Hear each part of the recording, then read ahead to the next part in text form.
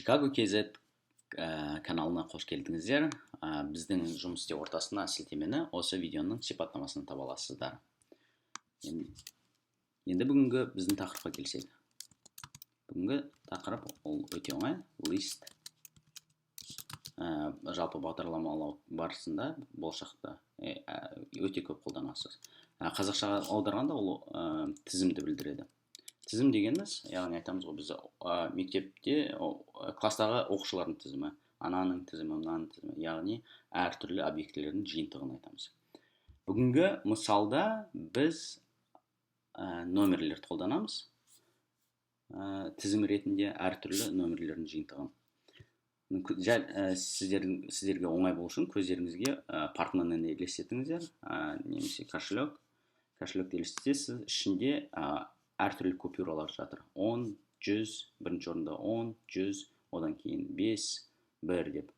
10, 100, 5, 1. Алдыңғы сабақтан өткендегідей біз білеміз. Python деген ол бірден бастап санамайды, нөлден бастайды.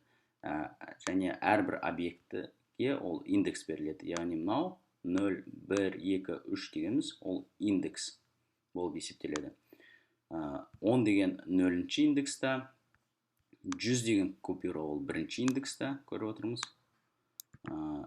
5 деген екінші индекста, 1 дегеніміз үшінші индекста. Бірақ жалпы бізде 4 купюра бар. Бірақ бізде 3 индекс деп тұр, себебі біз 0-ден бастадық. Енді осы листті қалай тағайындаймыз? Листті қазақша аударғанда тізім. Ең бірінші біз не істейміз? Ең variable тағайындаймыз. Variable, мысалы біздің мысалымызда ол кошелек десек, кошелек тең дейміз да. Біз тік жақшаны қоямыз. Алдыңғы сабақтарда мен тік жақшаны тік тырнақша деп айтыппын, кешіре көресіздер.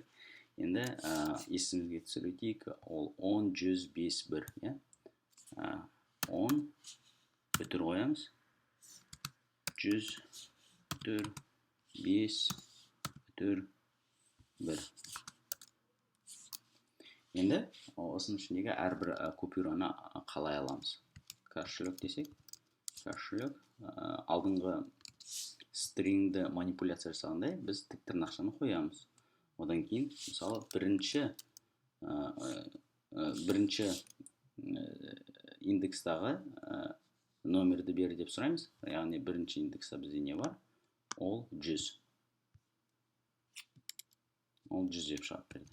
Мысалы, кошелек деймізде тік жақшаны қоямыз. Мысалы, үшінші индекста ең соңғысы ол 1 деген шығарып береді. Бұл жағы түсінікті болса, келесі біз мысалы кошелекқа қалай ақша саламыз? Кошелектің өзінің ішінде не бар деп сұрасақ, айтады, кошелектің ішінде 10, 100, 5, 1 бар. Енді кошелекқа уақытша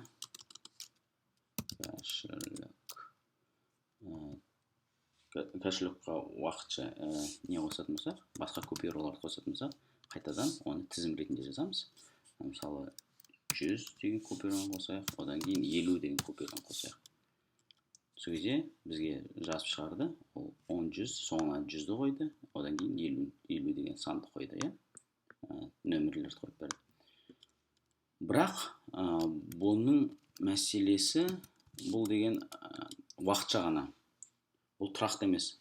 Бірақ тұрақ, яғни құрыл бір рет жазғанды ғана айтады. Міне 10, 100 соңына қанша жаңа қосылған тізімді қосты да, жай ғана айтып берді, ауызша айтып берді.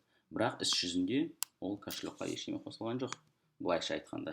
Яғни біздің varымыз өзгермеді. Тек қана сол бір рет қана жазып шығарғанға өзгерді, бірақ компьютердің жадында ол өзгермеді. Егер шынымен де өзгерткіміз келсе, біз деген кошелек дейміз да, жаңа бүгін өтеміз функция, ол append деген. Append деген, яғни енгізу дегенді білдіреді. Ағылшын тілінен аударғанда, мысалы, біз деген соңына 50 деген купюраны қойғымыз келсе, append дейміз да, жақшаның ішіне 50 деп жазамыз. Енді кошелекті көрейік. Компьютердің жадында не деп сақталды екен кошелек дейміз да, интерді басамыз. 10 алдыңғы тізімге соңына тағы 50 де қосылды. Міне, мұнда соңғысы 1 болған, қазір 1-ден кейін 50 деп жазып тұр. Енді біз енді бөлшектеп жазып шығарғымыз келсе бұл тізімді, яғни мысалы бірінші 3 цифраны жазып шығар десек, ішіндегі бірінші 3 цифраны жазып шығар десек, біз алдындағыдай тік жақшаны қоямыз да, қос нүкте қоямыз, яғни 0-ден бастап 3-ке дейін дейміз, немесе бірінші 3-еу керек болса, біз 3-ке дейін дейміз, 3-ке дейін, яғни қос нүктенің сол жағына біз ештеңе қоймаймыз. Сол сияқты 3-тен кейінгі барлығын шығарып берсек, кошелек дейміз да. Мысалы 5, одан кейін қос нүкте қоямыз. Яғни 5-тен кейінгі 5-тен кешіріңіздер, бізде 5 жоқ, 3-ші индекстен бастап соңына дейін шығарып берсек 1,50 деп тұр. Мысалы кошелек дейміз да. Кошелек екінші индекстен тік жақша қоямыз. Екінші индекстен 4-ші индексқа дейін шығарып берсек, ол 5 пен 1-ді шығарып берді. 5, 1. Екінші индекс сан бойынша ол 3-ші номерде, бірақ индекс бойынша ол 2-ші. Не үшін? Себебі ол 0-ден басталады. Ал енді осы тізімнің ішіндегі объектілерді жоюға келетін болсақ, мысалы кошелек дейміз.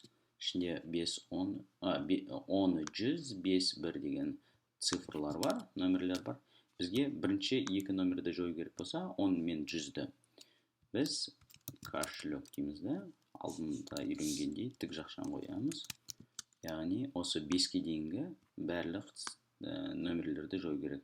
Яғни 5 дегеніміз ол екінші индексте 0, 1, 2. 2 қоямыз. Қос нүктенің екінші жағына тең дейміз да. Ол өте оңай. Жай ғана бос тізімді таңбасын қоямыз. Енді кошелек десек, ол компьютердің жадында 5 пен 1 ғана цифрлары бар болып сақталған. Енді біз білеміз, мысалы кошелек тік жақша қоямыз да. Құр қос нүктені қойсақ, ол деген 0-ші индекстен бастап ең соңғы индексқа дейін барлық объектілерді жазып көрсетеді бізге. Біздің жағдайда ол құр 5 пен 1 ғана қалды. Енді барлығын жою керек болса, кошелек дейміз да. Өздеріңіз біліп отырғандай, қос нүктені қойып, тең бос тізімнің таңбасын қоямыз. Енді кошелек десек, ішінде ешқандай информация жоқ, ешқандай дейта жоқ. Бос тізім болып шықты. Міне, бүгінге осы. Келесі сабақта кездескенше қош сау болыңыздар.